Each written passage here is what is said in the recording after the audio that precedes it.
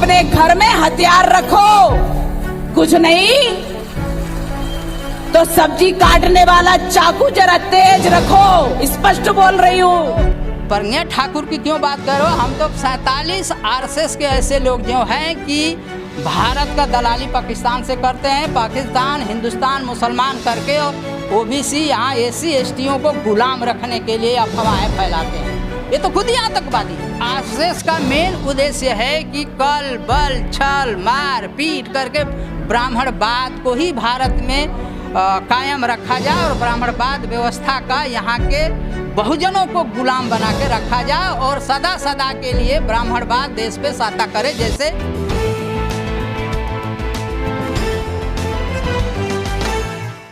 BJP की सांसद हैं साध्वी प्रज्ञा ठाकुर, उन्होंने कहा है कि हिंदू अपने चाकू छुरे तेज करके रखें और बहन बेटियों की सुरक्षा जिससे कि वो कर सके मुसलमानों से। ऐसा है, प्रज्ञा ठाकुर एक खुद आतंकवादी है। आतंकवादी ब्राह्मणवाद, देखिए हिंदू कोई और हिंदू राष्ट्र के नाम पे भारत में ब्राह्मणवाद स्थापित करना चाहते हैं। ये हमारे समाज और हमारे देश के आम जनता को समझना होगा। हिंदू कोई मजहब नहीं रह गया है, क्योंकि रामास्वामी पेरियार सच्ची जब रामायण लिखे थे, उस सच्ची रामायण को लेकर के इलाहाबाद हाई कोर्ट में केस चला, वहाँ ब्राह्मण हारने लगे तो बम्बे दिल्ली सुप्रीम कोर्ट में आया। सुप्रीम कोर्ट में जजमेंट आया 1976 में कि हिंदू धर्म कोई धर्म नहीं है, ये ब्राह्मण व्यवस्था है। अब ये लोग देखा कि ये तो बड़ा उल्टा हमारे पर पड़ गया, तो हिंदू को हटा करके हिंदू शब्द जो कह रहे हैं, नहीं आज धर्म आस्था कहते हैं, हिंदू नहीं कहते, हिंदुओं लोग कहते हैं, हिंदुओं लोग धर्म आस्था। धर्म आस्था का मतलब ये है कि ब्राह्मण व्यवस्था को बचाओ। हिंदू का मतलब ये है कि ब्राह्मण व्यवस्था को बचाओ, मनुस्मृति में जियो और मनुस्मृति को लागू कराओ। इनका कहने का मतलब ये है, जब सुप्रीम कोर्ट ने कह दिया कि हिंदू कोई धर्म ही नहीं है, ये ब्राह्मण व्यवस्था है, तो व्यवस्था को लोगों पे क्यों थोप रहे हो भाई? आपका अपना व्यवस्था है, मेरा अपना व्यवस्था है। लेकिन लोग नारे देते हैं कि हमें हिंदू होने पे गर्व है। वो जो पागल है, हिंदू को जो कह रहे हैं कि हिंदू होने पे गर्व है, वो सीधा उनका ये प्रूफ अपने को कर रहे हैं कि हम ब्राह्मणवाद गुलामी पे गर्व करता हूँ, हिंदू पे नहीं। हिंदू कोई शब्द ही नहीं है, हिंदू कोई है ही नहीं। कहते हैं हिंदू गाली है फारसी शब्द। हिंदू तो फारसी भाषा में गाली है, ही माने नीच, दू माने दोगले, नीच दोगले औलाद। अच्छा जी हाँ। लेकिन जो वो कहते हैं हमें हिंदू होने पे गर्व है, उनको क्या कहेंगे आप? वो उनके जैसा मूर्ख और पागल कोई है नहीं, तो हम क्या कहेंगे? हम कहेंगे कि हमारा आस्था गदहिया पे है, हमें औरत नहीं चाहिए, तो अब हमको दूसरा कोई क्या समझा देगा भाई? लेकिन जो साध्वी हैं वो भगवा कपड़े पहनते हैं, उनके लिए ये ऐसी भाषा प्रयोग करनी चाहिए थी क्या कि चाकू छुरी पहना है? वो इसलिए करें कि वो लोग आरएसएस के आतंकवाद संगठन है। आरएसएस का मेन उद्देश्य है कि कल बल छल मार पीट करके ब्राह्मणवाद को ही भारत में कायम रखा जाए और ब्राह्मणवाद व्यवस्था का यहाँ के बहुजनों को गुलाम बना के रखा जाए और सदा सदा के लिए ब्राह्मणवाद देश पे साता करे। जैसे मलवाकर ने एक किताब लिखा था, we are national hood of defended, उसमें बाकायदे लिखा हुआ है कि कभी भी ब्राह्मणवाद का सत्ता अगर आ जाए तो भारत की आर्थिक स्थिति को इतना कमज़ोर कर देना कि भीख को ही विकास भारतवासी समझें और ब्राह्मणवाद व्यवस्था की गुलामी करते रहें। लेकिन उमा भारत जो वो हैं साध्वी प्रज्ञा, वो तो खुद ओबीसी हैं, कुशवाहा समाज से आती है। भाई हम वही तो बात करें, ओबीसी अगर इतना ही उनका दिमाग आ जाता कि हम ओबीसी हैं, तो आज ओबीसी 85% आरएसएस में है। ब्राह्मण क्या कर लेता? आज 85% हट जाए ना, आरएसएस का रोड पे आ जाएगी। लेकिन ये गुलाम लोग कभी गुलामी के सिवा कुछ जानते नहीं हैं। ब्राह्मण जैसे बरगलाता है वैसे ये कहते हैं, वो कह देता है। जैसे ब्राह्मण कह देगा, भैया ब्राह्मण के पास जाते हैं, बोलते हैं भैया हमारा बच्चा हुआ है, तो एक मोटी भाषा में कह रहा हूँ, बूर में से बुरा मत मानना, वही हाल ये ओबीसी का है। सीधा जाते हैं हमारा बचवा हुआ, वो कहेगा तुम्हारा बच्चा मूर में पड़ गया है। अरे यार क्या बात है।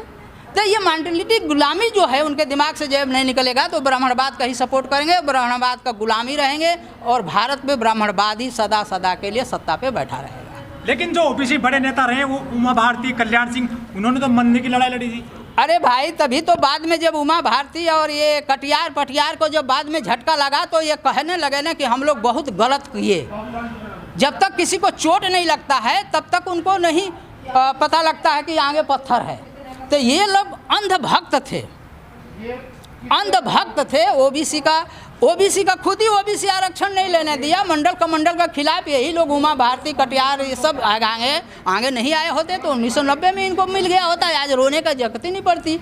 अब सीधा कहा हुआ है संविधान में कि देश के अंदर में समता मूलन समाज बनाया जाए।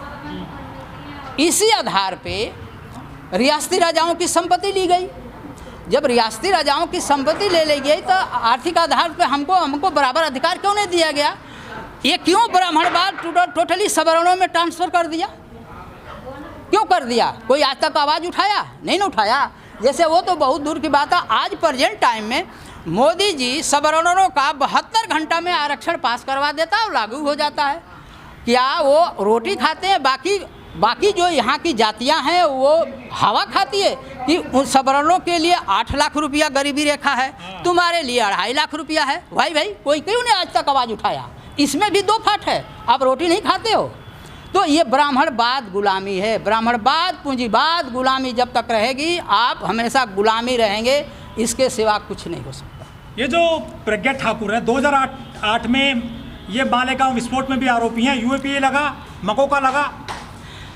वो मैं तो प्रज्ञा ठाकुर की क्यों बात कर रहा हूँ? हम तो 47 आरएसएस के ऐसे लोग जो हैं कि भारत का दलाली पाकिस्तान से करते हैं। पाकिस्तान हिंदुस्तान मुसलमान करके ओबीसी यहाँ एससी एसटीओं को गुलाम रखने के लिए अफवाहें फैलाते हैं। ये तो खुद ही आतंकवादी हैं। लेकिन वो तो गोडसे को कह रही थी देशभक्त संसद में। वो कहेगी इसलिए कहेगी कि भैया तुम गुलाम हो, तुम आवाज़ नहीं उठाओगे तो कुछ भी कहेगी। तो गोबर को कहेगी कि गणेश है पूछो, अब पूज रहे हो आप। गोबर को तो गणेश बना के तुम्हें पूजवा रही हो और पूज रहे हो क्योंकि आपके पास दिमाग नहीं है। ऐसे जहरीले भाषण देती हैं साध्वी।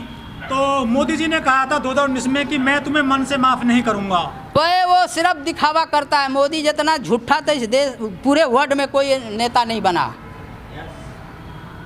लेकिन वोट मिल रहा है भाजपा को। वोट कहाँ मिल रहा है यार? अभी आप ईवीएम ख़त्म कर दीजिए फिर पता लग जाएगा कि वो कौन रास्ता पे खड़ा है। लेकिन न पक्ष है न विपक्ष है, कोई आवाज़ उठाने की लाल है ना ईवीएम के खिलाफ, ना ही आपके दल बदलू राजनीति के खिलाफ, ना ही कोलियम सिस्टम के खिलाफ। अगर ये तीनों के खिलाफ आज नारा लगा दीजिए, आंदोलन कर दीजिए, कल सरकार चेंज हो जाएगी, कल हमारा संविधान लागू हो जाएगा। लेकिन जो बड़ी पार्टियां हैं वो भी तो खिलाफ नहीं आ रही सड़क पर वो भी ईवीएम के। भाई आज के डेट में सबको मलाई चाहिए, चाहे छोटी पार्टियां। देखिए हम किससे लड़ने जा रहे हैं? आम आदमी सड़क पर क्यों आ गए ईवीएम को लेकर?